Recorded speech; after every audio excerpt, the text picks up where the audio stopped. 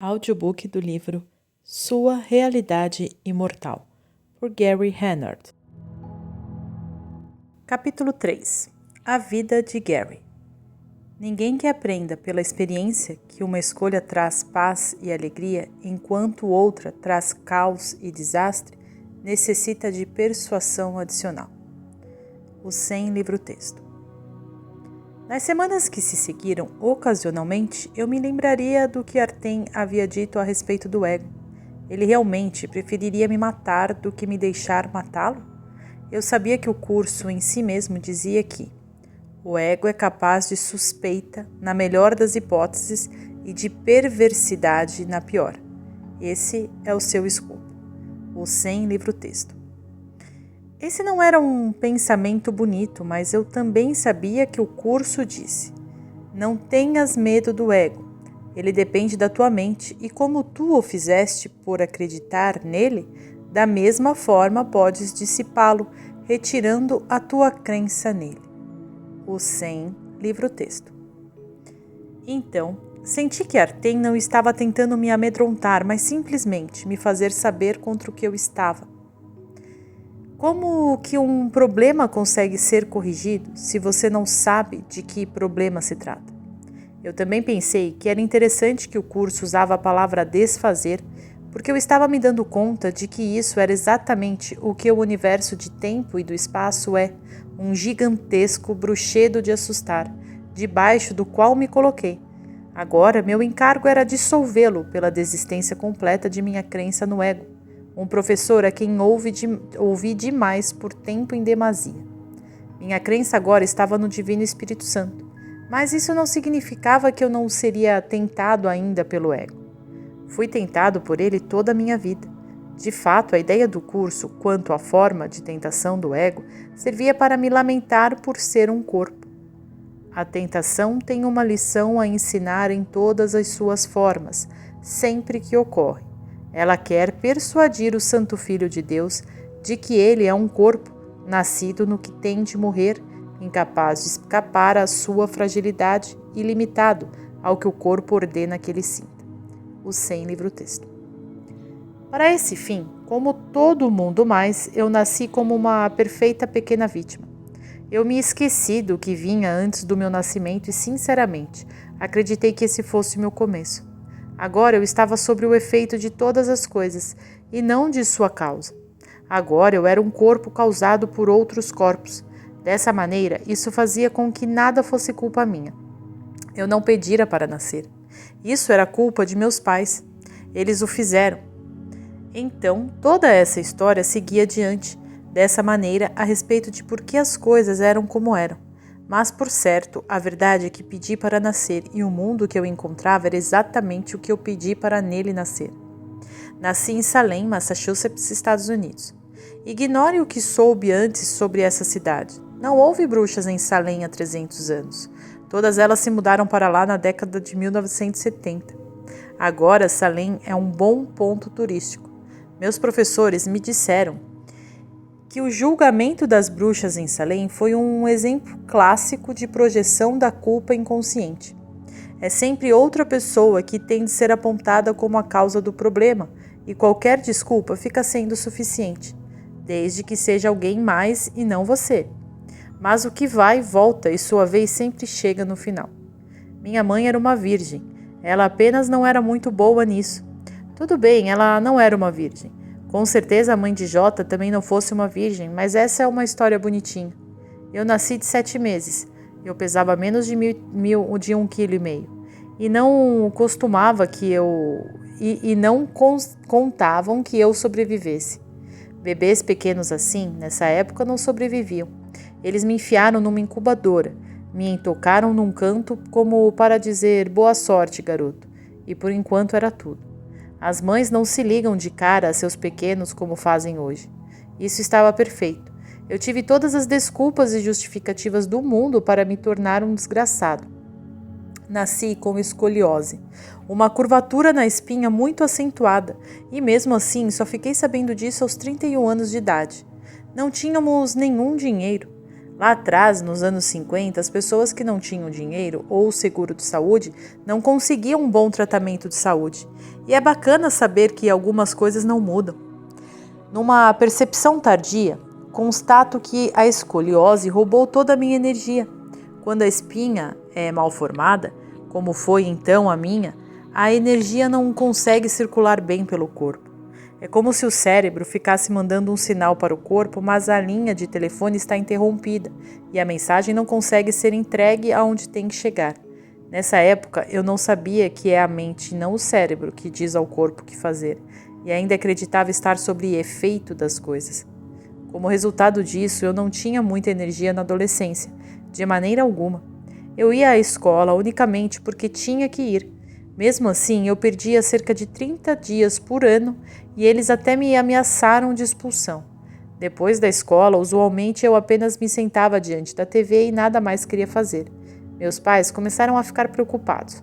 Todos meus amigos estavam encontrando emprego, arranjando namoradas e se divertindo, e eu ficava ali sentado, sem desejo ou ambição. Isso me fez sentir-me diferente, como se houvesse algo de errado comigo. Isso é exatamente a estrada do ego. O que é a culpa, senão a sensação que haja algo de errado com você? Tenho certeza que eu era deprimido, mas as pessoas na década de 1960 não se importavam com depressão. Agora todo mundo está deprimido e você tem a dopagem da América seguindo em frente. Mas nessa época era assim, deprimido? O que você quer dizer quando afirma se sentir deprimido? Arranje um emprego. Felizmente para mim, um grupo chamado Os Beatles veio da Inglaterra para a América.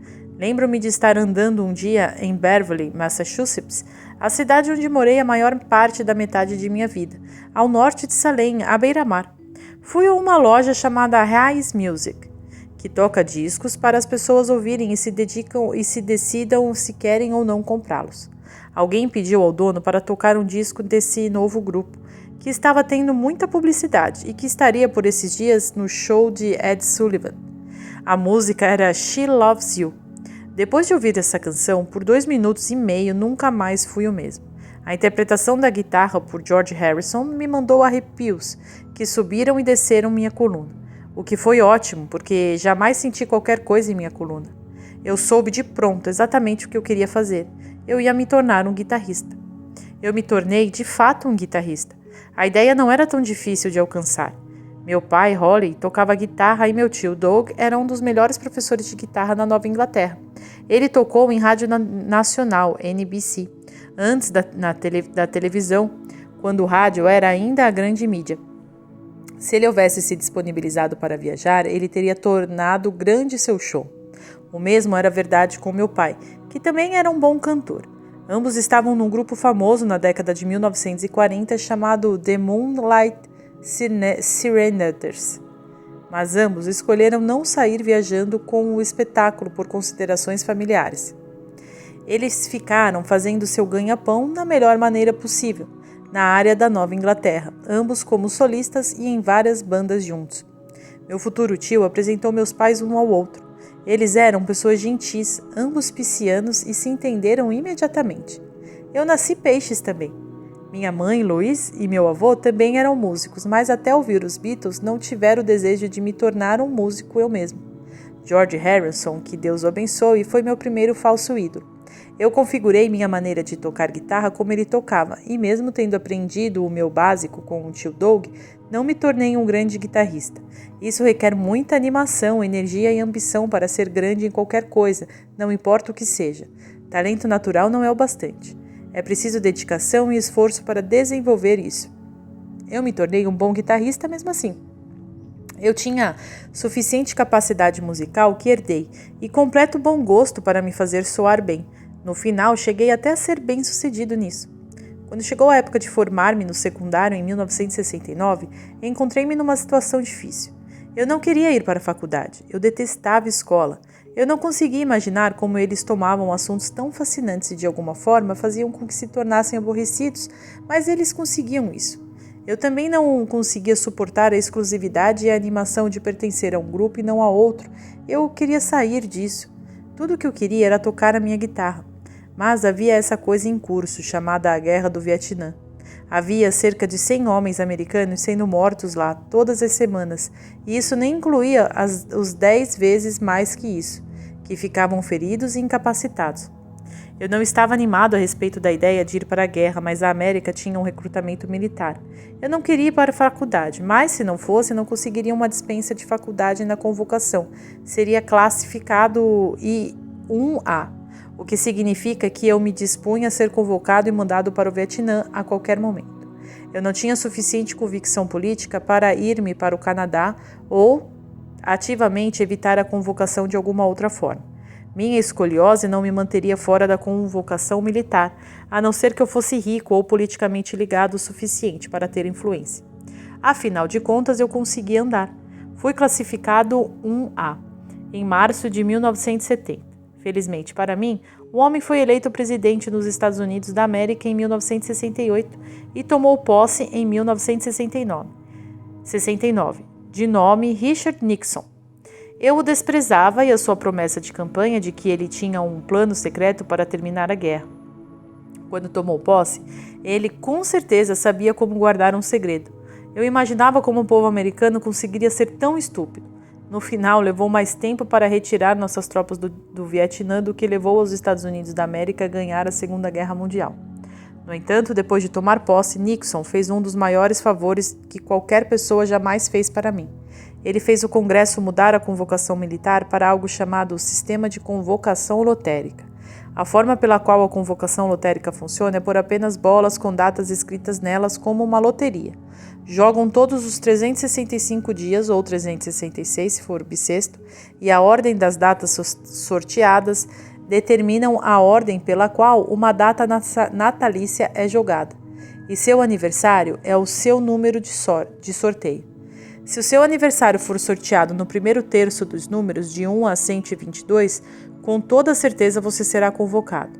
Se seu aniversário for sorteado no segundo terço dos números de 122 a 244, é incerteza sua convocação. Mas, se seu aniversário for sorteado no terceiro terço dos números de 244 a 366, então você quase não tem chance alguma de ser convocado. Em 1º de julho de 1970, a loteria da convocação foi conduzida para meu ano de nascimento. Lembro-me de ter rezado à moda antiga. Por favor, Deus, faça com que meu número saia perto dos 300, para que eu não tenha de me preocupar com essa porcaria. Quando meu aniversário, 6 de março, foi sorteado, fiquei sendo o número 296. Oba! Aos 19 anos, eu ficara livre. Eu joguei pelas regras e tive sorte. Não tinha de me preocupar a respeito de ser convocado. Eu estava livre para apenas tocar minha guitarra e viver feliz para sempre, certo? Essa não é a maneira das coisas funcionarem no mundo. Se você resolve um problema do universo, do tempo e do espaço, então o que você consegue é outro problema. Dessa maneira é que isso é montado, para que você fique procurando respostas no lugar errado, lá fora no mundo, onde os problemas não parecem estar em lugar de onde ele realmente está, que é a mente que causou o único problema real em primeiro lugar. O problema seguinte que fabriquei foi começar a beber. Daí comecei a beber mais. Depois comecei a fumar um montão de erva.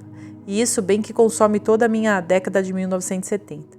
Eu sabia que isso não era boa coisa e que eu estava arruinando minha vida. Eu não tocava muito minha guitarra e eu estava bêbado bastante tempo. Eu era um filho porcaria e eu só vivia para a minha próxima chance de ser perdida. Ambos meus pais morreram na década de 70 e eu me senti terrivelmente culpado pela forma que atuei em relação a eles e por algumas das coisas que eu havia dito a eles.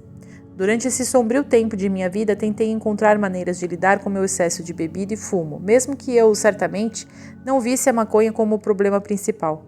Nunca me meti em encrencas por apenas fumar erva. Era quando eu bebia é que o lado negro sumia. Por alguma razão, nunca me senti confortável com AA, Alcoólatras Anônimos, mesmo sabendo que ele funcionava para uma porção de pessoas. Eu era um bebedor imoderado. Eu não bebia o tempo todo. Então, usava isso como uma razão para não me considerar um alcoólatra. Pelo menos, no mínimo, eu reconhecia que eu tinha um problema. Numa tentativa de controlar isso, eu decidi que iria me tornar um cristão renascido. Tornei-me sim, mas isso se esvaiou depois de algum tempo. Mais tarde, tentei isso outra vez. De fato, eu renasci algumas vezes ao longo da década de 70. O que isso teve de bom foi que li a Bíblia, e isso foi de fato uma experiência muito interessante. Havia uma porção de coisas na Bíblia com o que eu conseguia concordar. Por exemplo, a ideia de que Deus é amor. Isso fazia sentido para mim. Num trecho, ela até mesmo diz que Deus é perfeito amor. Isso fez sentido para mim. O único problema era que se eu olhasse em algum outro lugar da Bíblia, Deus era um matador. Ele era irado e vingativo e ajustava as contas com as pessoas. Isso não fazia sentido para mim. Como ele conseguia ser as duas coisas? A Bíblia era muito contraditória para soar verdadeira para mim. No entanto, quando eu olhava as partes onde Jesus fala, como o Sermão da Montanha, que continham tantas passagens lindas a respeito do amor e perdão, ela de fato me soava verdadeiro. Mas ela era mais do que isso. Havia algo a respeito da natureza da voz de Jota que me parecia familiar. Eu senti como se eu o conhecesse. Eu não conseguia exatamente pôr minha mão nisso, mas, por alguma razão, eu senti como se ele fosse meu amigo e que eu conseguia falar com ele. Não era algo religioso, nunca foi religioso. Eu gosto de fazer graça e de que no inverno eu sou budista e no verão eu sou nudista. Mas, mesmo não conseguindo me apegar ao cristianismo, nunca desisti desse relacionamento caloroso que senti com Jota, e isso continua até hoje. Mesmo depois de Artem e Purchá começarem a aparecer para mim, continuava sendo Jota com quem eu falava entre uma visita e outra. Ele é a manifestação do Divino Espírito Santo para mim. Mesmo que Artem e Purchá sejam também, certamente manifestações do Divino Espírito Santo. Eu não me dava conta exatamente porque eu sentia essa conexão tão forte com Jota, até que veio a explicação de Artem e Purchá a mim no final da sua primeira série de aparições.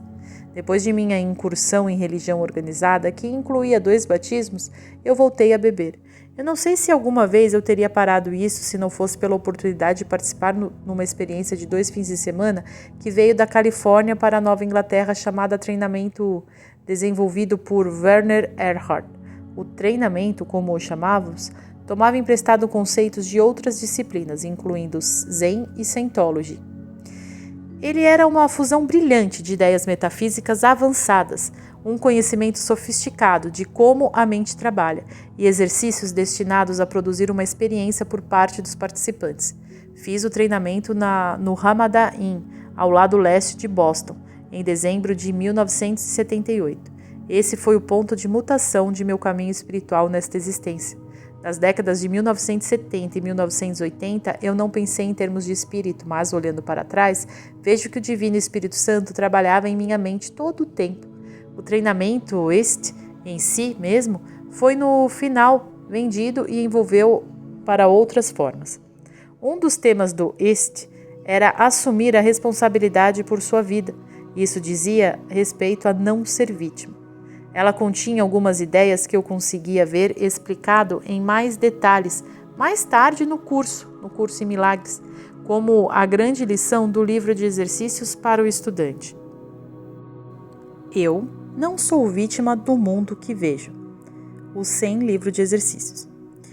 Este também explicou que era o ego, de uma perspectiva budista, como a mente é uma máquina sobrevivente e a realidade não é o que supomos que seja. De fato, ele explicava como é que o que vemos com nossos olhos não é real e o que não é visto com os olhos da cara é mais real. Isso era uma introdução muito auspiciosa para temas espirituais e metafísicos, bem como um pano de fundo experiencial. Foi durante o que eu tive o que eu descreveria hoje como minha primeira experiência mística. No momento do treinamento, foi dito a um grupo de 20 pessoas para se levantar e ir ao palco, diante de outras 200 pessoas, permanecer lá em pé, ficar silente, imóvel e apenas olhar de lá para os que estavam na plateia. Depois de alguns minutos, dei uma segunda olhada surpreso e olhei de novo para os que estavam diante de nós. Para mim, era como se todos na sala estivessem se movendo em câmera lenta. Notei que em muitas experiências assim, há uma intuição associada a elas que diz a quem observa, de modo não articulado, o que significam. De alguma forma, você apenas sabe. Nesse momento, mesmo que houvesse durado apenas 1 minuto ou pouco mais, quando eu vi a multidão se mover dessa maneira surrealista, em câmera lenta, a experiência associada a ela foi que era eu que estava fazendo aquilo. Agora me parecia que eu estava a cargo do tempo e do espaço. Eu conseguia fazê-lo acelerar ou retardar.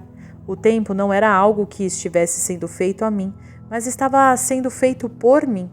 Isso me parecia não estava vindo para mim, estava vindo de mim. Isso me parecia era um reverso de causa e efeito. Isso, me parecia, era apenas o começo de um processo de aprendizado sob o sujeito, mas era fascinante. Ele também era o primeiro de uma série de experiências místicas, usualmente, em verdade, visuais, que pareciam que iriam durar pelo resto de minha existência. Como um resultado de fazer o treinamento EAST e de assumir a responsabilidade por minha vida, a partir desse instante, algo mudou em minha mente inconsciente. As pessoas creem que é o que acreditam que tem em suas mentes conscientes que os comanda e que eles conseguem controlar sua mente, mudando seus pensamentos do negativo para o positivo. Isso não é verdade ao nível da grande imagem. Isso terá unicamente um impacto útil temporário. O que realmente nos comanda são as nossas crenças inconscientes que mantemos as coisas que não conseguimos ver. Um curso em milagres apresenta uma maneira de curar e remover de fato as coisas ocultas dos vales profundos da mente inconsciente. Muitos poucos ensinamentos espirituais conseguem algum resultado nesse nível. O treinamento EAST, por conhecer a diferença entre causa e efeito, teve um impacto na mente inconsciente de muitos de seus participantes, inclusive em mim. Isso aconteceu a despeito do fato de que o treinamento, como muitas de suas disciplinas, não entendeu a imagem total ou incluiu o método relativamente rápido de desfazer o ego que eu aprenderia de meus amigos ascensos ao longo de um período de anos. Nota: EAST foi desenvolvido ao longo de 1974 e um curso em milagres foi publicado em 1976, 11 anos após seu registro escrito ter começado, 1965. Eu jamais havia visto um exemplar do curso até a primeira semana de 1993. Apenas provando um pequeno gole do poder real, criou uma situação onde tomei uma decisão inconsciente, de que eu iria mudar minha vida e ficar bem, mesmo que essa decisão havia sido feita fora da minha atenção. Então, ela se mostrou como um efeito na forma de meus pensamentos e comportamentos conscientes.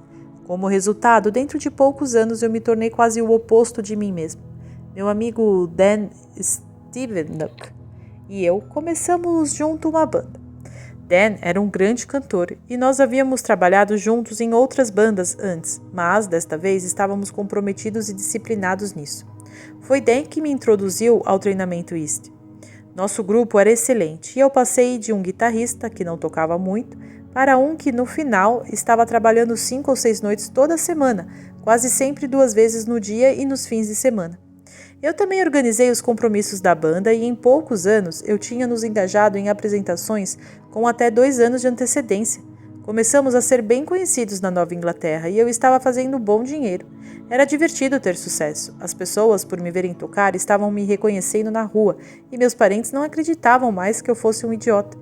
Eu recuperei o tempo perdido e vivi 2 décadas significativas em 1980 para compensar pelos 10 anos que eu estourei. Eu estava saindo e fazendo tudo o que o tempo permitia, andando sobre carvão em brasa, saltando de aviões e tendo todo o divertimento que acreditava ter perdido. Eu apenas ainda não sabia que tudo era um sonho. Eu pensava que fosse real e eu estava determinado a fazer o máximo disso. Depois de uns 2 anos na banda, eu encontrei uma mulher chamada Karen. Ela era o meu tipo de mulher, mas eu tinha sido por muitos anos dolorosamente tímido a respeito de mulheres. Quando eu completei 14 anos de idade, um péssimo caso de acne destruiu minha confiança. Daí em diante, ficou impossível para mim apenas andar em direção de uma mulher e falar com ela. Por alguma razão, Karen e eu nos demos muito bem. Sentimos-nos confortáveis um com o outro e depois de nos encontrarmos, estávamos cansados dentro de 1 ano e 5 meses. O casamento foi muitas vezes difícil e eu mais tarde diria em público que fomos um para o outro, nossas melhores lições de perdão. Foi 1 ano depois que a minha decisão de melhorar traria para o meu espaço, como o chamamos em EAST, outro caminho para essa decisão ser cumprida.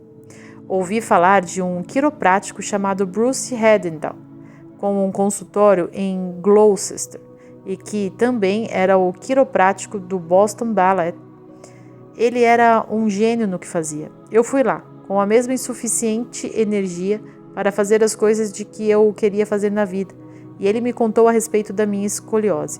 Ele tomou um espelho e me mostrou a curvatura da minha espinha, que eu jamais havia visto. Bruce trabalhou em mim e depois de 2 meses a maior parte já estava desaparecido. Nem todos os quiropráticos são iguais, mas eu havia encontrado um dos grandes. 2 anos mais tarde, muito para minha tristeza, Bruce mudou-se para a Flórida. Mas ele me ajudou a trazer meu nível de energia perto do suficiente para que eu conseguisse fazer o que eu precisasse sem sofrimento. Minha escoliose não estava ainda completamente curada. Até agora eu não sou ainda uma pessoa de energia alta e provavelmente nunca serei. Mas por 1982 eu conseguia funcionar satisfatoriamente, o que para mim parecia como um milagre. Durante os anos 80, minha caminhada espiritual começou a acelerar. Para lhe mostrar como eu, no início da década, era novato na espiritualidade, eu me lembro de ter participado de um seminário da East no Hotel Bradford, em Boston. Eles nos dividiram em grupos pequenos de compartilhamento de 4 pessoas para conseguirmos relatar nossas experiências. Eu me sentava em frente a uma mulher muito inteligente e bastante sofisticada, professora em Harvard, e tenho de admitir que fiquei intimado por seu sucesso e educação. De um momento para o outro, ela começou a falar a respeito de uma mulher chamada Jane Roberts e de como ela estava canalizando esse ser antigo chamado Seth, que tinha milhares de anos de vida. Seth falaria e daria informações iluminadas por intermédio dessa mulher. Seguiria dessa mulher. Lembro-me de olhar para essa professora e de pensar incredulamente com meus botões. Isso é sério? Ela realmente acredita nisso? Ela realmente pensa que isso conseguiria acontecer? 23 anos depois eu me encontraria de pé diante de grupos de pessoas contando a eles que 2 mestres ascensos apareceram para mim em pessoa no sofá da minha sala de estar. Nada eu conseguia fazer senão imaginar que lá fora no auditório provavelmente deveria haver alguém pensando com seus botões. Isso é sério? Ele realmente acredita nisso? Ele realmente pensa que isso conseguiria acontecer? Li alguns livros espirituais nos anos seguintes. Eu não era bem um leitor, mas apreciei algum deles. Quando li a respeito de coisas como budismo, hinduísmo e taoísmo, dei-me conta de que eu já sabia a maior parte das coisas que estavam sendo ensinadas. Estudando reencarnação, veio-me a ideia de que a razão de eu já saber a maioria dessas coisas intuitivamente era porque eu já as havia estudado antes, em outra existência. Minhas memórias espirituais estavam despertando outra vez em minha mente. Em 1983, 4 anos depois do passamento de minha mãe e 7 anos depois do meu pai, eu tive um sonho que nem se parecia como um sonho. Ele havia sido real e ao menos tão real como qualquer outra experiência que eu já tivera. Ambos meus pais vieram a mim e nós 3 nos abraçamos muito estritamente por um longo tempo. Foi uma experiência de amor total. Eu os senti ali comigo, seus toques eram reais, e eles estavam me dizendo, como com palavras, mas em minha mente, com seu amor, que tudo estava bem. Eles estavam me absolvendo, me perdoando e me amando. Isso foi tão real que eu assim soube que eles estavam bem, e quanto a eles, tudo estava perdoado. Isso não quer dizer que eu houvesse perdoado completamente a mim mesmo, mas essa experiência era tanto um símbolo como uma ponte para eu cruzar e ter a compreensão de que eu não precisaria passar o resto de minha vida em culpa. Eu entendi que tudo que meus pais alguma vez quiseram para mim foi felicidade e amor, e a compreensão da beleza e da liberação disso sempre permaneceria comigo na estrada à minha frente. Eu também experimentei meditação. Mais do que aprender o que os outros estavam fazendo, eu parecia saber o que eu devia fazer e desenvolvi minha própria técnica meditativa. No entanto, não dei tempo realmente para praticar o suficiente e aperfeiçoá-la. Isso viria mais tarde. Nos próximos anos seguintes, houve um aumento da minha capacidade visual mística. Eu cheguei ao ponto de ir para a cama à noite, fechar os olhos, e enquanto estivesse lá deitado, ainda acordado, eu via cenas desfilando diante dos meus olhos como num filme. As imagens que vi pareciam ser de vidas passadas, muitas vezes com som. De vez em quando, eu fazia uma conexão entre uma pessoa que eu estava vendo em meu cinema do terceiro olho, como o denominei, e umas pessoas a quem conheci nesta existência. As cenas frequentemente eram espantosas. Uma envolvia um índio americano caçando, falando num grupo, ou andando ao longo de um rio. Outra poderia ser num navio, outra em frente de uma lareira, numa casa pequena. Nem sempre eu entendia o que eu estava vendo, ou onde ou quando os eventos aconteciam. A despeito do mito popular, o Divino Espírito Santo nem sempre explica as coisas claramente para você. É como o Espírito guiando você, dando a você dicas até que você esteja pronto para ter a experiência do bom, a qual está sendo conduzido. A você são mostradas peças do quebra-cabeça, as que sejam boas e úteis para aquele instante, e então, mais tarde, usualmente, você encaixa todas juntas, quando esteja pronto para entendê-las exatamente no momento em que deve fazer isso. Por vezes, tais experiências foram fascinantes, e eu queria desenvolver minha vida espiritual. Depois de permanecer por 7 anos na banda que se chamava Rush, não confundir com outra banda do mesmo nome que existe hoje, eu me dei conta de que não estava realmente feliz. Uma compreensão chocante para mim. Nos últimos anos, eu havia feito quase tudo o que eu quis fazer, mas isso não me preencheu. Algo faltava. Eu não sabia o que era, mas eu sabia que tinha de encontrá-lo. Isso era perturbador. Por que não fazer alguma coisa? Por que não fazer coisa alguma não me fazia feliz? E agora, fazendo de tudo, também não me fez feliz. Cheguei a me indagar se eu seria alguma vez feliz. Em agosto de 1987, durante a convergência harmônica, tomei outra decisão que mudou minha vida. Quando o alinhamento interplanetário como a convergência harmônica ocorre, aparenta estar ocorrendo lá fora, no céu espacial. Isso é apenas um símbolo. Onde realmente isto está acontecendo é na mente inconsciente.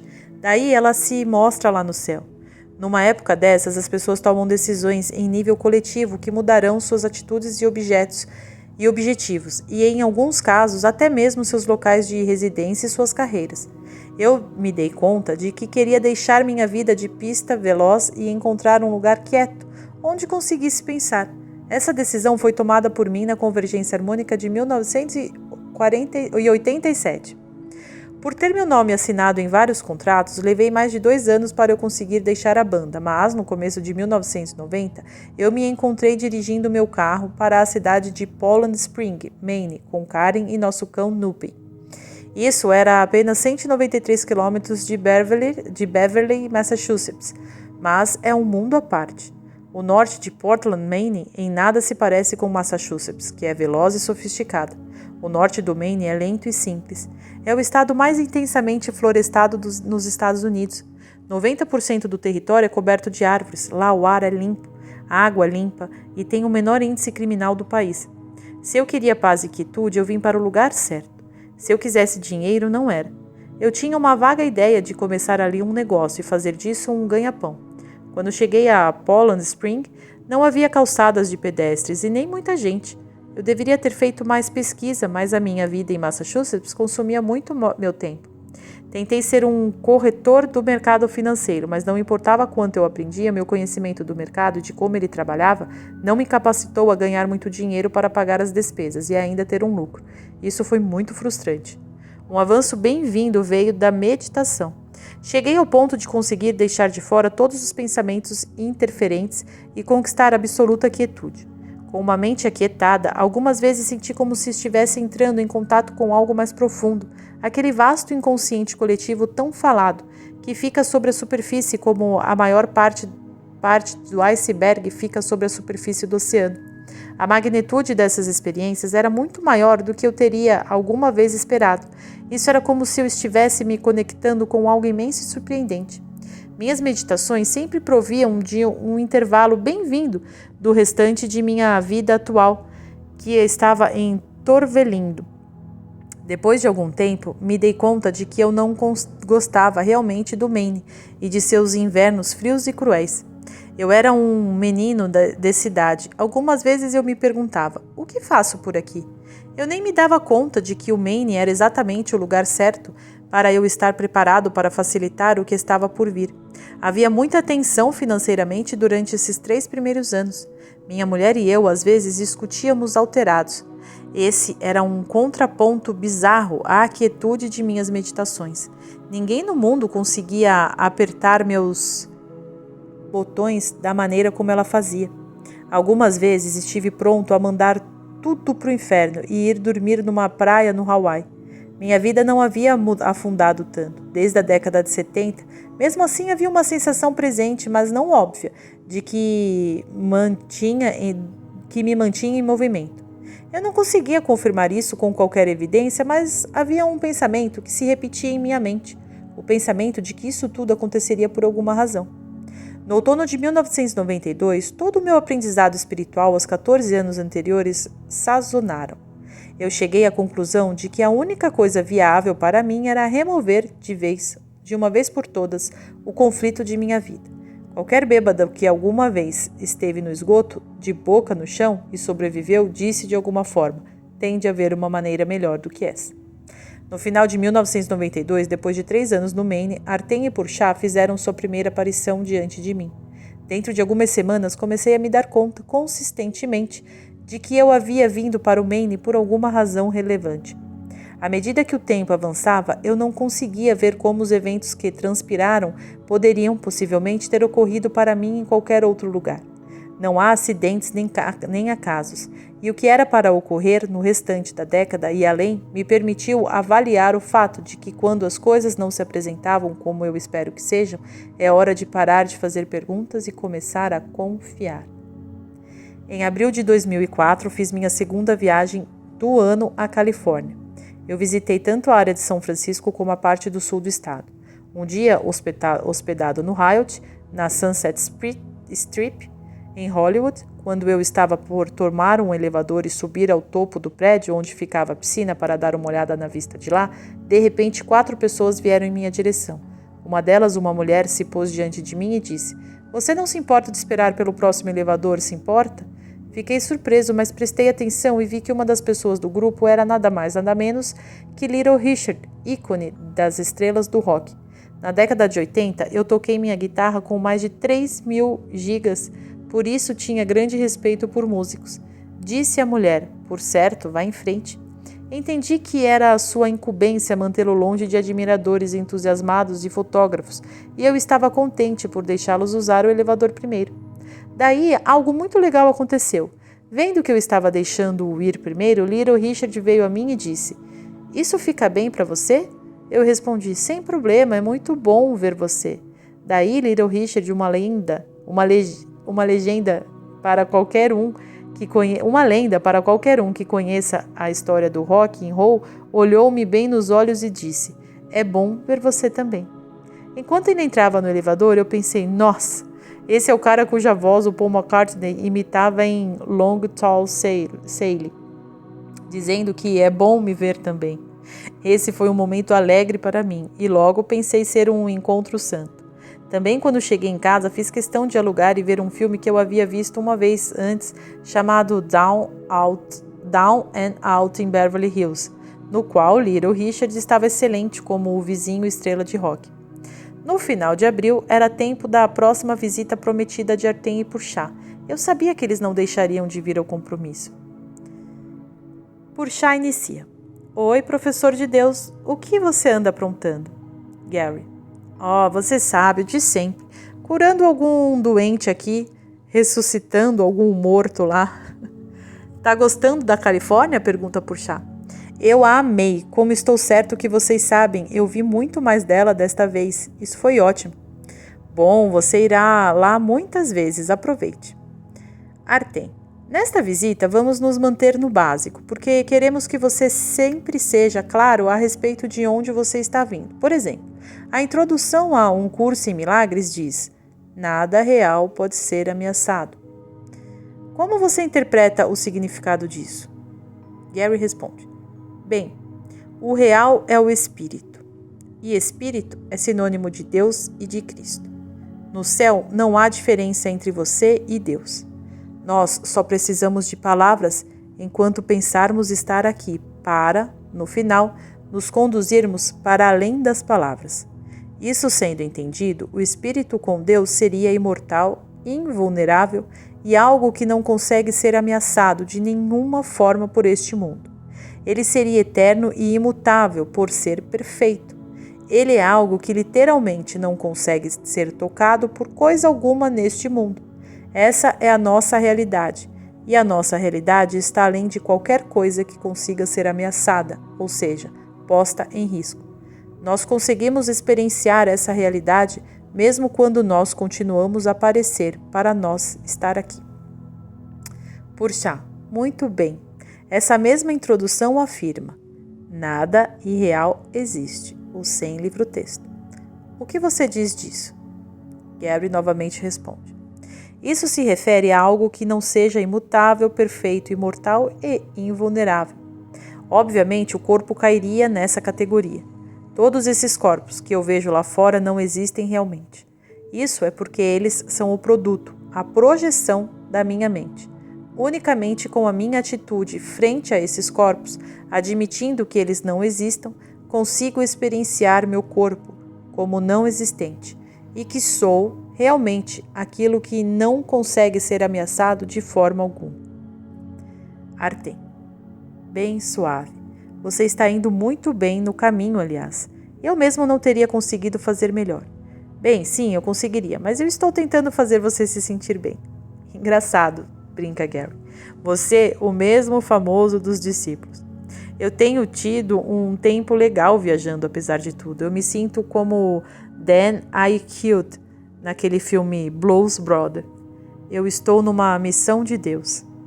Excelente, diz Artem, desde que você não a tome demasiada a sério. Porchat. A linha seguinte, naquela introdução do curso é: nisso está a paz de Deus. Isso é autoexplicativo. Trazemos a introdução aqui para reafirmar o fato de que quando estamos falando a respeito do perdão, estamos nos referindo a uma escolha. A escolha é: o que é você? Algo separado de Deus? Um indivíduo? Está realmente vivendo neste mundo? É imortal? É um corpo? Ou você é espírito uno com a sua fonte, imutável e eterno, imortal e totalmente invulnerável? Se você é o último, então nada há a perdoar. Só o corpo tem queixas, reclamações e ressentimentos a perdoar. Então, o perdão é uma escolha do que você quer se crer ser, ditado pela escolha que você vai fazer a respeito do que a outra pessoa seja. O curso diz isso desta maneira: o que está nele é imutável, e a tua imutabilidade é reconhecida no reconhecimento disso. A santidade em ti pertence a ele, e se a vês nele, ela retorna a ti. O sem livro-texto. O ego, a parte de sua mente que quer ser especial e ter uma identidade individual, quer que você veja os outros como corpos separados para conseguir se perpetuar em sua mente. O ego não é você, mas enquanto você vir seus irmãos e irmãs como corpos, em vez de espírito perfeito, você está jogando no time dele. Ego, que deseja que você escolha, e ao escolher reforce o seu sistema de pensamento, como o curso também diz. Tu que acreditas que é mais fácil ver o corpo do teu irmão do que a sua santidade, esteja certo de compreender o que é que fez esse julgamento. O sem livro-texto. O que o fez como o corpo foi o ego, e o Divino Espírito Santo está agora tentando alcançar a parte de sua mente que escolheu o ego, para escolher outra vez, para conseguir escolher certo. Escolhe outra vez o que queres que ele seja, lembrando-te de que cada escolha que fazes estabelece a tua própria identidade, assim como tu a verás e acreditarás que és. O sem livro-texto. Ouço você alto e em bom som, mas isso é mais fácil dito do que feito, diz Gary. Artem continua. Muito poucos, alguma vez, chegaram ao ponto onde fizeram isso, consistentemente pela disciplina de uma mente treinada, até e inclusive perdoar a morte de seu próprio corpo. É por isso que Nietzsche disse: houve apenas um cristão e ele morreu na cruz. O treinamento da mente é a chave de todo esse processo. Quantas pessoas no mundo realmente têm uma mente treinada em só pensar ideias da mente certa? Você teria que examinar milhares de pessoas para encontrar uma. Por causa da disseminação do budismo e de um curso em milagres, há de fato mais delas agora do que em qualquer outra época da história, mas também agora há mais pessoas. Isso nos mostra a importância de fazer as lições do livro de exercícios para estudantes do curso. O próprio curso diz que é a prática dos exercícios que fará com que a meta do curso seja possível. A mente fará muitos esforços para evitar e burlar o que o curso está dizendo, bem como retardar e procrastinar a clarificação dele, e as pessoas lerão o texto e o interpretarão usualmente de forma incorreta e imperfeita. Elas ignorarão as afirmações definitivas do curso, a respeito do que mais adiante falaremos mais, e começaremos a pensar e focalizar em palavras individuais ou frases que, quando tomadas fora do contexto, parecem apoiar suas interpretações equivocadas. No entanto, tudo o que o curso diz precisa e deve ser colocado dentro do contexto do ensinamento maior do curso, que se mostra inquestionavelmente nesses depoimentos definitivos. Fazer as lições do livro de exercícios para estudantes ajuda o estudante a focalizar bem ao explicar o ensino mais amplo do curso, em vez de deixar-se levar pela tentação de ver só as árvores em vez da floresta com o conjunto. Elas treinam a mente a pensar ao longo das linhas da teoria que é realmente posta em marcha no texto. Se as pessoas lerem o texto sem fazerem as lições, então não fizeram o curso. É simples assim. O próprio curso diz isso. No Manual para Professores, J fala em quanto tempo quieto o professor deveria passar com Deus no início do dia. Daí ele diz: isso tem de depender do próprio professor de Deus. Ele não pode reivindicar esse título enquanto não tiver terminado o livro de exercícios, já que estamos aprendendo dentro da estrutura do nosso curso. Manual dos Professores, Curso em Milagres. Gary: menino, eu me esqueci disso. Eu fiz o livro de exercícios para estudantes, mas só uma vez. Isso é o bastante, não é? Sim, absolutamente, diz Purchá. Você fez todas as lições e não fez mais de uma lição por dia. Essas são as únicas regras. Acontece que eu sei que você fará o livro de exercícios para estudantes uma segunda vez, mas para a maioria agora é tudo o que você precisa fazer, e depois de tê-lo feito completo, lê-lo de vez em quando, relembrando ou reafirmando o que tenha se lembrado. É sempre bom ler as diferentes partes do curso, como uma revisão. Isso evita que o ego pule de volta ao palco, que ele certamente, sem a vigília atenta de sua parte, fará. Artem: lembre-se que o que é imortal é permanente, e o que é imortal é impermanente. A razão de falarmos sobre o desaparecimento do universo é porque quando você acorda de um sonho, ao despertar da cama, o sonho desaparece da sua visão. Isso é só possível porque isso nunca foi real em primeiro lugar. Algumas pessoas pensarão que isso signifique que estejam abrindo mão de alguma coisa. Apenas do universo, diz Gary. Não, do universo real, diz Artem. E Artem continua: é o que você desperta para, é o que importa. O universo do tempo e do espaço é impermanente. Aquilo para o qual você desperta é permanente. Sua realidade mortal é algo constantemente imutável. Ela jamais trepida, oscila ou balança. O que as pessoas precisam captar é quão melhor sua vida real é do que essa que eles pensaram ser sua vida. Gary: bem, de acordo com o que você disse, toda vez que eu escolha ver as pessoas da forma que o Divino Espírito Santo gostaria que eu as visse, em vez da forma que o ego quer que eu as veja, é um passo adiante para chegar a casa. Sim, diz Artem. Pense na analogia hindu de desfazer o ego. É como descascar uma cebola. Para adaptar essa analogia para nossos propósitos, digamos que você perdoe uma pessoa no sentido do perdão do curso. Isso corresponde a tirar uma camada de casca de uma cebola ou, nesse caso, uma camada do ego. Talvez isso pareça a você como se nada houvesse acontecido. Por quê? Quando você descasca a camada de uma cebola, ela continua se parecendo com uma cebola inteira. Ela segue por muito tempo como se fosse a mesma, mas realmente ela já não é a mesma, porque uma camada dela foi tirada e jogada fora. Agora, digamos que você preserve. Talvez você tenha ocasionalmente experiência de ficar muito pacífico, o que encoraja você. Ou talvez algo haja acontecido que no passado tenha feito você se sentir mal e desta vez você não fez você se sentir assim. Você se dá conta de que isso é assim porque você está praticando o perdão e que o Divino Espírito Santo está curando sua mente no nível do inconsciente. Então você segue adiante e perdoa outra vez e mais outra vez, paciente, persistente e firme. O que acontece é que mais uma camada de cebola é descascada. Ela pode ainda continuar parecendo a mesma. Então, indo ao lavatório e olhando-se no espelho, você pensa: esse é o sempre velho eu, mas fique certo, você já não é mais o mesmo. Talvez você esteja vendo a TV ou perdoando um relato do noticiário que esteja vendo nela. Outra camada de cebola está sendo descascada, mas você crê que nada há acontecido. No meio do tempo, o Divino Espírito Santo está iluminando seu perdão por toda parte, em toda a mente que esteja projetando o universo, e assim por meio da projeção também. O perdão corta através da culpa inconsciente e sua projeção do karma, como um raio laser.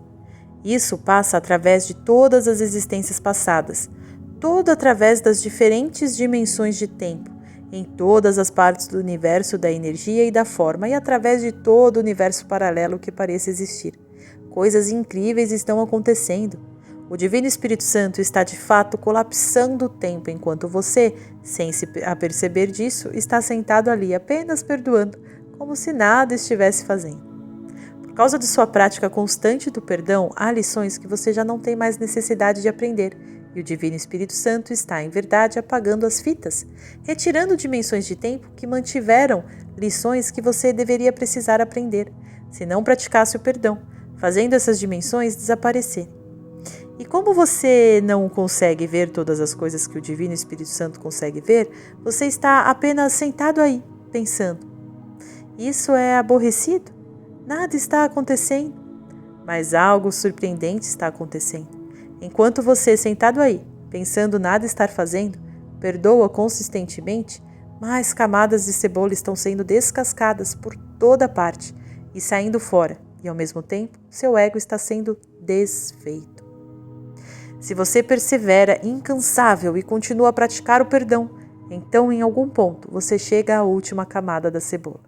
Quando você descascar fora essa última camada da cebola, então nada restará. A cebola se foi. E essa é a maneira que se faz com o ego. Depois de suas últimas lições de perdão, o ego se vai. Ele foi desfeito e nada restará dele, para interferir com sua plena e total experiência de quem você é. Não mais há, nem haverá, nenhuma razão para você reencarnar. Praticar o perdão incondicional da maneira que continuaremos a instruir você é como se faz para romper o ciclo repetitivo de nascimento e morte de uma vez por todas. Gary, isso se refere à outra parte da introdução que fala: remover os bloqueios à consciência da presença do amor? O 100 livro-texto, por Chá. Você captou a ideia. Isso é exatamente o que se passa quando você escolhe o Divino Espírito Santo em lugar do ego. Qualquer ato de perdão desfaz o ego e o Divino Espírito Santo remove os bloqueios ao entendimento de Deus ou presença do Espírito. Os bloqueios são essas paredes de culpa na mente que mantêm você afastado do seu entendimento de quem realmente você é. Gary, tenho usado essa introdução antes de eu iniciar meus workshops. Uno-me com J e digo: J, eu sou o que você é. Nada real consegue ser ameaçado. Isso é o espírito que em realidade eu sou. Nada irreal existe. Isso inclui todos esses corpos lá fora com quem eu penso que irei falar. E se isso inclui esses corpos, então inclui meu corpo também. E então, se eu não sou um corpo e eles não são corpos, então não tenho nada do que me defender e nada com o que me preocupar. Faço isso toda vez. Por Chá comenta: muito bem, eu também gosto quando você usa aquele trecho do início do curso, a respeito de onde ser verdadeiramente útil. Isso convida o Divino Espírito Santo a ficar a cargo de todo o dia, e isso funciona muito bem. Olha só, você tem estado olhando o que eu faço, brinca Gary. Por Chá continua: Por que você não o recita agora? J deu-o a Ellen logo no início da escrita do curso, mas ele foi realmente intencionado ao Bill em primeiro lugar. Por certo, afinal, isso é dirigido a todos, mas o Bill tinha de fazer uma palestra para um grupo de psiquiatras em Princeton. E ele não era o tipo de pessoa que normalmente, sem cerimônia, se levantasse e falasse. Ele era muito como você, ele era introvertido, o que a maioria das pessoas místicas são. Ele estava muito habituado a interiorizar-se e não sair com facilidade para o lado de fora. Então, quando Bill pensava nas palavras de J, isso o relaxava, porque ele sabia que o Divino Espírito Santo estava ali mesmo, junto a ele, assumindo. Gary diz, está bem, isso é mais ou menos assim. De fato, isso é exatamente assim. Eu estou aqui só para ser verdadeiramente útil. Eu estou aqui para representar aquele que me enviou. Eu não tenho de me preocupar com o que dizer e o que fazer, porque aquele que me enviou me dirigirá. Eu estou contente em estar aonde quer que ele deseje, sabendo que ele vai comigo.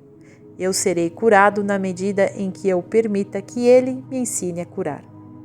O sem livro-texto. Artem então continua.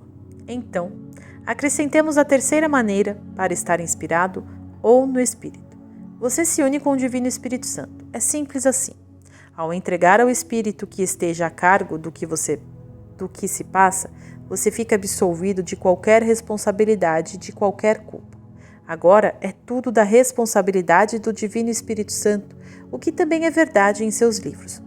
Com certeza, quanto mais você faz seu dever de casa de perdão, mais sua mente fica livre dos bloqueios para o ouvido espiritual. E quanto mais você pratica a união com Deus, na forma silenciosa da prece de que lhe falamos, cada vez mais claro fica para você ouvir o Espírito.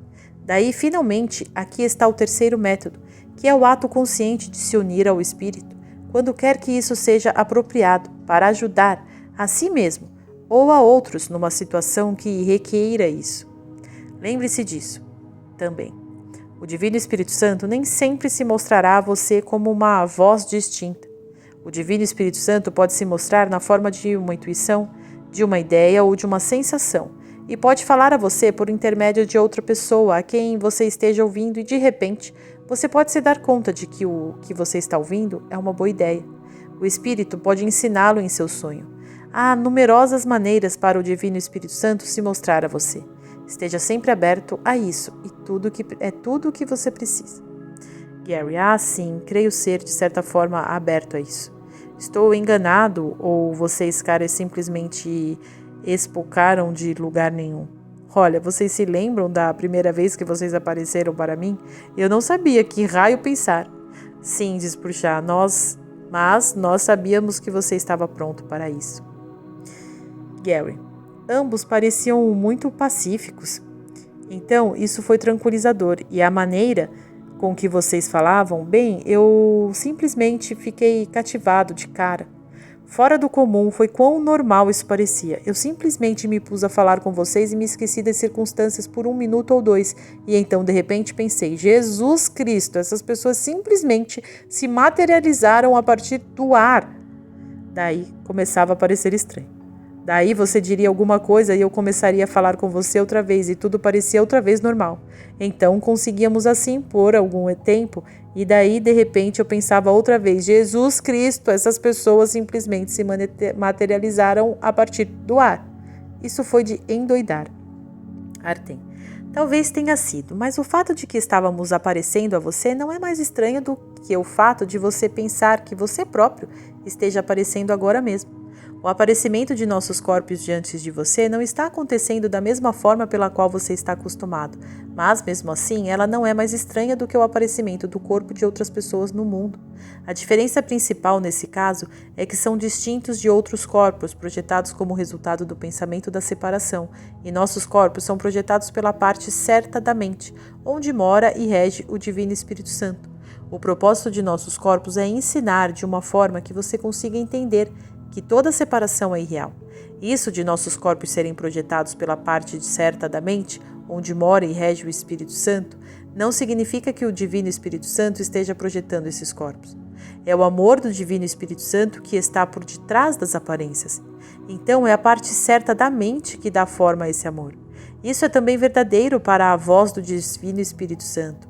Ele pode soar a você como algum cara que fala inglês, mas o Divino Espírito Santo não é nenhum cara que fala inglês. O amor por trás da voz é do Divino Espírito Santo, mas a forma disso vem da parte da mente certa da mente separada.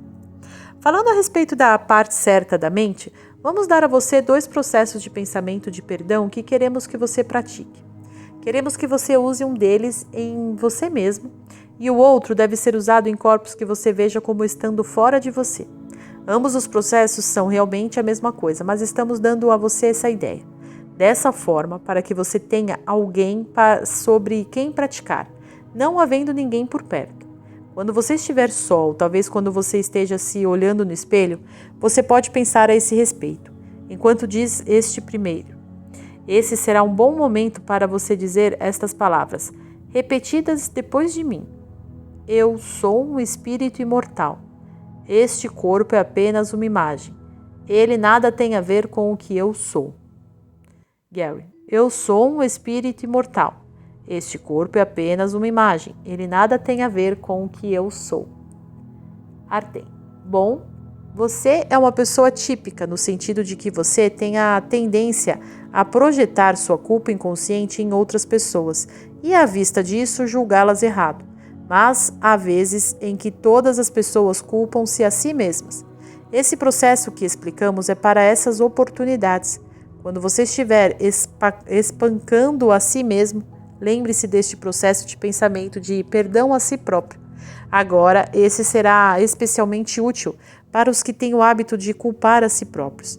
Há pessoas que projetam suas culpas inconscientes em seu próprio corpo, em vez do corpo dos outros. Isso traz ao baile um tema perturbador. O suicídio é o maior problema do mundo, que todo mundo nega totalmente. Esse é o segredinho sujo do ego. Claro, as pessoas sabem a respeito do suicídio, mas elas não têm a mínima ideia de quão difundido ele está. Mais pessoas morrem pelo suicídio do que são mortas por todas as guerras e todos os crimes do mundo combinados. Apenas como um exemplo, mais bombeiros do fogo morrem por suicídio do que são alguma vez mortos no fogo. Ninguém quer falar disso. Ninguém quer examinar isso. Se alguém está deprimido, o sistema vai pô-lo sobre drogas e nunca irá examinar as razões. Isso é porque o ego recusa-se a olhar para o tema da culpa inconsciente, a real causa do suicídio. O ego sai correndo tão rápido quanto possível de olhar para ela. No Japão, há grupos de jovens que se encontram pela internet e saem juntos em vans e matam-se juntos. Isso também se espalhou um pouco pela Europa. Suponho que você consiga imaginar como os pais na América reagiriam a esse tipo de situação. Sim, diz Gary. Primeiro, eles perderiam a compostura, depois colocariam mais pessoas sobre o efeito de drogas. É surpreendente como os americanos não fazem qualquer restrição a drogas, desde que o dinheiro ganho nisso esteja indo para as mãos certas. As corporações e os governos que elas comandam mantêm todos sobre lavagem cerebral. Eu discreciono por chá. Lembre-se, como uma medida temporária para as pessoas, algumas dessas drogas são necessárias. Não são muitos os que conseguem tolerar serem culpados no estalar de dedos. Isso seria por demais ameaçador para seus egos. Daí, sentindo-se ameaçado, o ego se tornaria bélico e encontraria outro meio de feri-los. Talvez uma maneira ainda pior. Não se esqueça de que a natureza da dualidade é tal que você tem bom e ruim. Sim, as corporações mantêm a lavagem cerebral nas pessoas. As pessoas votam contra elas mesmas em seu país. Mas, ao mesmo tempo, há uma porção de remédios novos que ajudam as pessoas, especialmente os mais velhos, para não sofrerem da maneira que costumavam. Seus pais poderiam ter usado alguns desses remédios que há hoje. Suas vidas teriam sido mais confortáveis e menos dolorosas. Eles não estavam bem prontos para aceitar a ideia de que tudo seja feito pela mente. Não procure apenas o que seja ruim. Você não quer ser dos que creem no pior. Você quer ser amor. Muito bem, lindo, diz Gary. Eu gostaria de uma sugestão. Porchat continua. A cura a longo prazo para tudo isso é só o perdão. como já indicamos antes, e isso é muito importante. O curso diz: a expiação não cura os doentes, pois isso não é uma cura. Ela retira a culpa que faz com que a doença seja possível, e isso é de fato a cura. O 100, livro de exercícios. Gary, parece no que você ouve a respeito de suicídios, e é isso. Não há mais discussão a esse respeito. Porchat.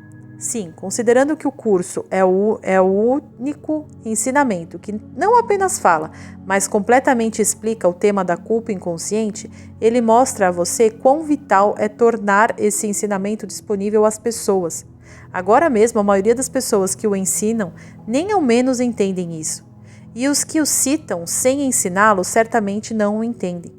Eles tomam trechos dele fora do contexto em suporte aos que ensinam, mas o que o curso está ensinando é que você consegue desfazer o ego que está em sua mente, ter o Divino Espírito Santo curando toda a sua culpa inconsciente e definitivamente ficar livre dele. A maneira mais rápida de fazer isso é mudar a maneira que você olha as pessoas, eventos e situações. Ele também ensina como fazer isso. Seja grato por você ser uma das pessoas privilegiadas que difundem essa mensagem, mas não fique só nisso. A parte mais importante do curso é o que ele significa. A parte mais importante de fazer o curso é aplicá-lo à sua vida. Artem. Isso nos leva ao segundo processo de pensamento que queremos que você pratique e assim compartilhe-o com os demais. É a maneira pela qual você deveria pensar de outra pessoa sempre. Memorize-o e diga-o em sua mente aos outros quando for apropriado. Obviamente, haverá momentos que você possa estar conversando com alguém. Não pare, siga sua conversação normal. Apenas pense nisso e depois diga isso a elas em sua mente. Sempre seja oportuno e adequado, não seja estranho. Quando você não precisa falar e você tem a oportunidade de mandar essas palavras em sua mente para outra mente, pense no seguinte, repita depois de mim. Você é Cristo, puro e inocente. Tudo está perdoado e liberado. Gary repete, você é Cristo, puro e inocente. Tudo está perdoado e liberado. Uau, que legal! Artem, sim, muito legal. Eu costumava dizer algo muito semelhante a meus pacientes em minha última existência. Dizer essas palavras em sua mente para o outro é uma maneira de fazer isto verdade a seu respeito, em sua própria mente inconsciente. E isso permite ao Divino Espírito Santo curar e liberar a culpa inconsciente que amarra você ao universo da forma. O segredo do despertar para a sua imortalidade está em ser mestre, não das coisas deste mundo, mas de como você vê este mundo. Deixe-me dar-lhe um exemplo. Há certas pessoas que estudam um curso em milagres há muito tempo, que se consideram muito inteligentes. Elas pensam que sabem o que o curso significa. Em alguns casos, talvez até saibam mesmo, e em outros casos, talvez nem isso. Mesmo assim, o que importa é que você toma seu entendimento do curso, qualquer que seja ele, e o aplique. O intelectual que usa seu entendimento do curso para provar ser intelectualmente superior aos outros não está realmente fazendo o curso, jamais. Ele discutiria com você que uma pessoa a quem o mundo julgasse mentalmente deficiente, com muita pouca inteligência, atravessando a vida, vendo as pessoas com amor e sem julgamento, faz mais progresso espiritual nesta existência do que intelectual, bem dotado, que vai pela vida julgando-se certo e os outros errados a respeito do que um curso em milagre significa. Repetindo, isso não se trata de influenciar o mundo, trata-se de como você olha para ele. Madre Teresa foi um excelente exemplo disso. Ela olhava para todas as pessoas igualmente com amor e perdão. Em suma, não importava para ela que teologia fosse a dela. A maioria das pessoas que ela cuidou ao longo de sua vida não eram nem membros da sua própria religião. Isso não lhe importava. Ela via cada um como sendo o completo e perfeitamente merecedor do amor de Deus, sem exceção. Seu amor e seu perdão nunca foram negados a ninguém. Então, sua mente já estava completamente curada pelo Divino Espírito Santo. Ela se iluminou nesta sua existência e rompeu o ciclo repetitivo de nascimento e morte de uma vez por todas. Gary, excelente. Então ela não tem de voltar, é isso? Artem, isso é correto. Gary, Isso confirmaria que não é a teologia que importa, mas o que você faz com ela. E você sabe, há uma escola de pensamento que diz que J teve que pôr o curso de forma que o pôs, ou então os intelectuais não o tomariam a sério. Se você lhes desse algo simples, eles não os respeitariam. Então ele o ditou com essa apresentação longa, intelectual, bíblica e erudita, para que ficasse suficientemente marcante para eles quererem ouvi-lo. Artem. Há alguma verdade nisso, mas não é assim tão simples. Isso é porque, como já dissemos, o ego não é simples.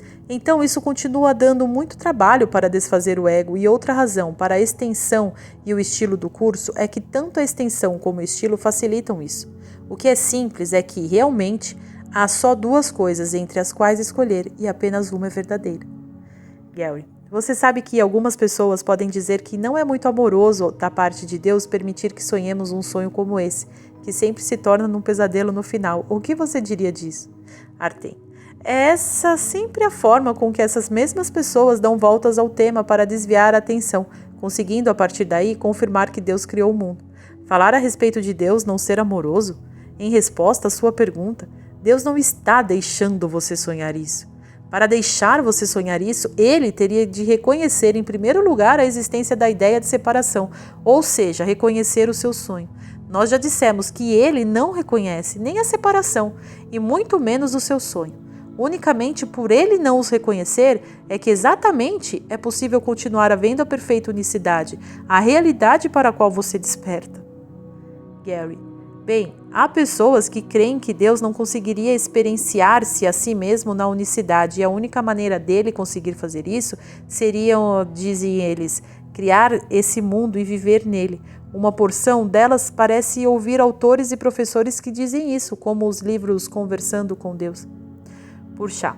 Se eles olhassem mais fundo, dar-se-iam conta de que estão considerando Deus como insano.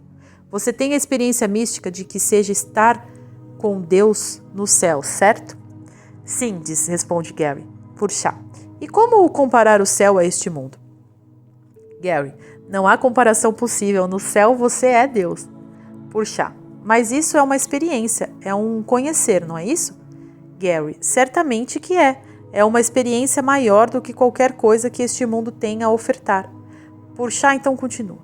Tudo certo, então. A ideia de pensar que Deus teria obrigatoriamente de fazer esse mundo para experienciar dualidade, como um meio de conseguir apreciar a desfrutar a si mesmo, é o equivalente à ideia de que, para experienciar e desfrutar do sexo, você teria também de experienciar levar ao mesmo tempo um tiro na barriga. Não, a dor é o resultado da culpa que veio por pensar que você se separou de Deus. E você não precisa, necessariamente, experienciar dor para experienciar o prazer da realidade. Mas você tem, por certo, de perdoar a dor e o sofrimento que só estão em sua mente e desistir deles para retornar à realidade. J não conseguiria ser mais claro do que foi a esse respeito em seu curso, e ele é quem deve ser ouvido sobre isso. Do ego vieram o pecado, a culpa e a morte, em oposição à vida e à inocência e à vontade do próprio Deus. Onde pode estar tal oposição, senão nas mentes doentes dos insanos, dedicados à loucura e estabelecidos contra a paz do céu?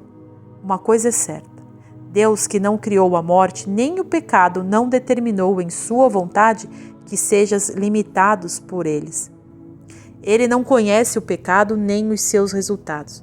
As figuras amortalhadas na procissão do funeral não marcham em honra ao seu Criador, cuja vontade é de que elas vivam. Elas não estão seguindo a sua vontade, estão se opondo a ela. O 100 livro-texto. Gary. Menino, ele vai ter de parar de ficar guardando tudo e dizer como efetivamente se sente. Então, aqui há pessoas dizendo que Deus fez opostos apenas para que ele conseguisse experienciar a si mesmo. E aqui temos J dizendo que tudo, que é tudo inclusive, não consegue ter opostos e que unicamente os insanos pensariam ou que conseguiriam como também deveriam. Isso é uma declaração correta? Sim, responde Purchá. Gary continua. Você sabe, algumas vezes pessoas me perguntam por que um curso em milagres não é mais popular. Admitamos, o curso não é obscuro e há até agora quase 2 milhões de cópias distribuídas. Mesmo assim, comparado a algumas coisas que andam por aí, ele não é assim tão popular. De fato, você, Gary, está começando a mudar isso, com a nossa ajuda, por certo, diz Purchá. Uma das razões pela qual o curso não era tão popular quanto outros apresentados era porque nenhum professor popular realmente explicou isso a elas. Então começam a estudar o curso e daí, não sendo capazes de entendê-lo, frustradas, desistem dele. Agora, quando lerem os seus livros e depois forem ler o curso, para elas mesmas conseguirão entendê-lo. Gary, muito bom. Mas retornando ao que eu dizia, quando pessoas me perguntam por que o curso não é mais popular, vou responder, levando em conta o teor do que ele diz, é um milagre ter se feito tão popular quanto já se fez.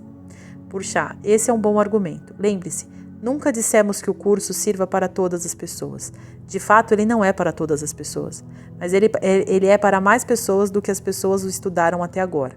E quanto melhor as pessoas entenderem o que ele diz, mais elas tenderão a ficar interessadas nele.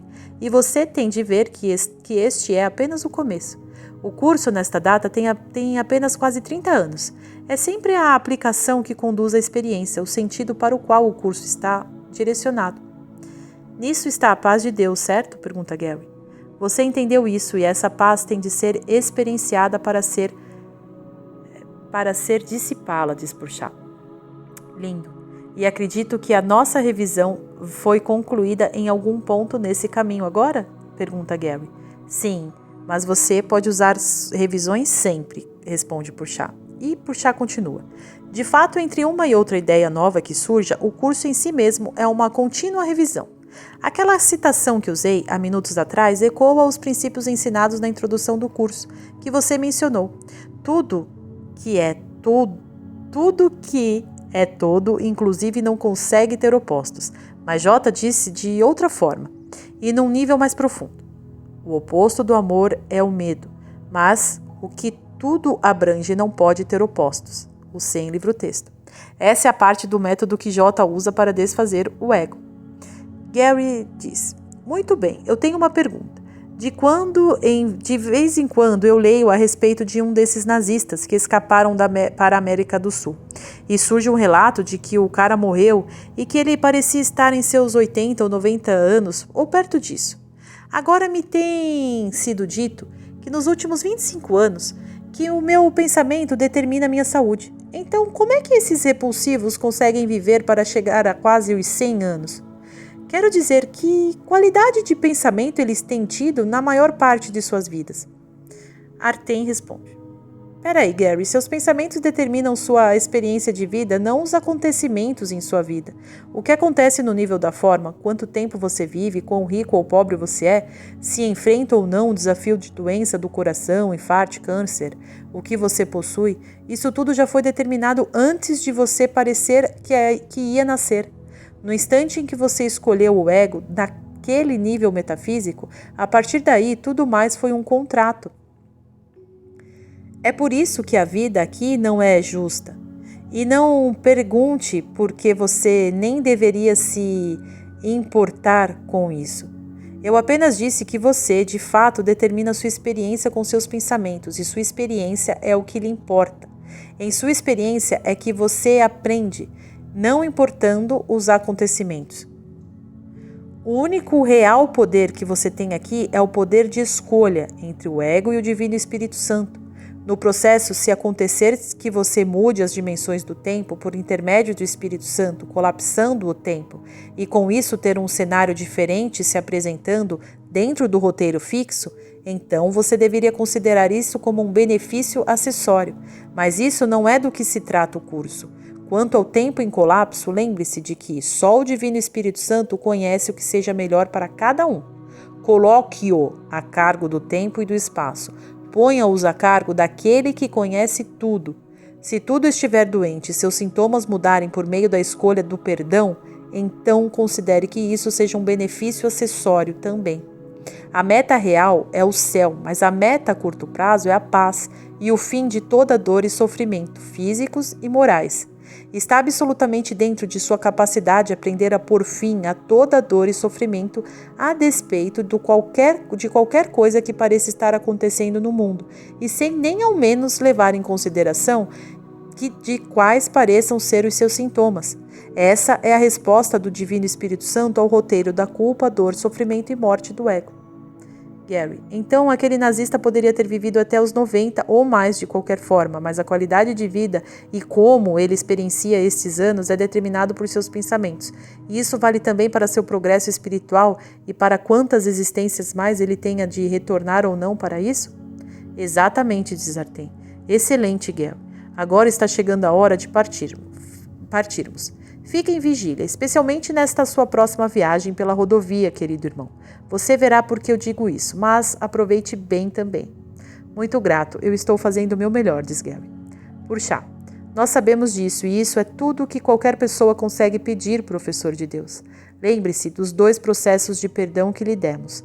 E além disso, fique atento se alguma vez você estiver numa longa viagem de avião e não consiga tirar um cochilo por causa da turbulência ou por outro motivo qualquer. Pense nessas palavras do curso. Então, enquanto faz uma pausa dos hábitos da terra, você será relembrado da verdade espantosa que reside em seu interior. O filho da vida não pode ser morto. Ele é imortal como seu pai. Perto de 3 semanas depois, eu voltava de uma viagem para o meio oeste, voando para Portland, Maine. Ouvi uma batida forte do lado direito da aeronave e vi passar pela janela o que me parecia ser um lampejo de fogo. O assistente de bordo, em seguida, passou às pressas corredor abaixo, em direção à cabine do comando. As pessoas do avião, cerca de 60 delas, se tornaram muito quietas, por certo, imaginando se algo terrível pudesse ter ocorrido à capacidade do avião de funcionar. Eu, nervoso, pensei, porcaria, justo agora quando tudo ia tão bem. Daí, me lembrei do que Purchá me havia dito, nessa última visita, bem antes dela e Artem desaparecerem, e repeti, compenetrado as palavras do curso que ela me disse para usar nessa eventualidade. O filho da vida não pode ser morto. Ele é imortal como seu pai. Pensei sobre a natureza imortal do que realmente sou e pedi a Jota para que estivesse comigo e me ajudasse a ver essa situação diferentemente. Senti-me melhor imediatamente, mesmo que eu ainda não soubesse exatamente o que se passava. Não demorou nada a saber o que tinha havido. Depois do que provavelmente não foi mais do que 1 minuto, o assistente de bordo veio interfonar e disse: tudo está em ordem, pessoal? O avião foi atingido por um relâmpago, mas tudo está em ordem, pessoal. Tudo o que eu disse foi: obrigado a você, me dirigindo a Jota e ao Divino Espírito Santo. Daí tirei o cochilo rápido, enquanto o piloto fez sua aproximação final a Portland.